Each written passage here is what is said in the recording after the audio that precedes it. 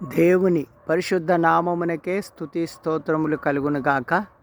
మరి దేవుని బిడ్లారా, మరి దేవుని నుండి మనము ప్రతిఫలాలు ఆశించాలన్నా, లేక ప్రజలు మరి మనం దేవుని బిడ్డలమని తెలుసుకోవాలన్నా కూడా మరి మన జీవితంలో ప్రార్థన జీవితం అనేది ప్రాముఖ్యమైనది. గదిలో మనకు ప్రార్థన ఉంటేనంట, వీధిలో మనకు సాక్ష్యం ఉంటుందంట. మరి వీధిలో మనకు సాక్ష్యం ఉండాలంటే గదిలో మనకు ప్రార్థన అనుభవం ఉండాలి. అందరికీ కనబడే విధంగా ప్రార్థన చేసేవారు చాలామంది ఉంటారు. కానీ యేసు ప్రభుల వారు ఈ లోకం ఉన్నప్పుడు అన్నాడు, వేషధారుల వలె మీరు ప్రార్థన చేయవద్దు, ఇతరులు వలన మెప్పు పొందుట కొరకు ప్రార్థన చేయవద్దు, ఇతరుల వలన ఘనత పొందుట కొరకు ప్రార్థన చేయవద్దు.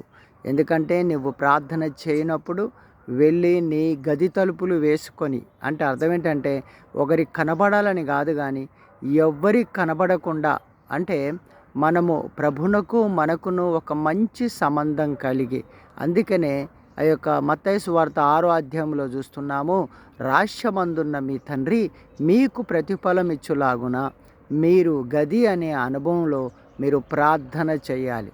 ఒకరి వలన ఘనత పొందుట కాదు, కానీ దేవుని మెప్పు పొందుట కొరకే ప్రార్థన చేయాలి. ఇట్టి ప్రార్థన చేయవారు కొనియాడబడతారు. ఇట్టి యొక్క అనుభవ స్థితి దేవుడు మనకిచ్చిన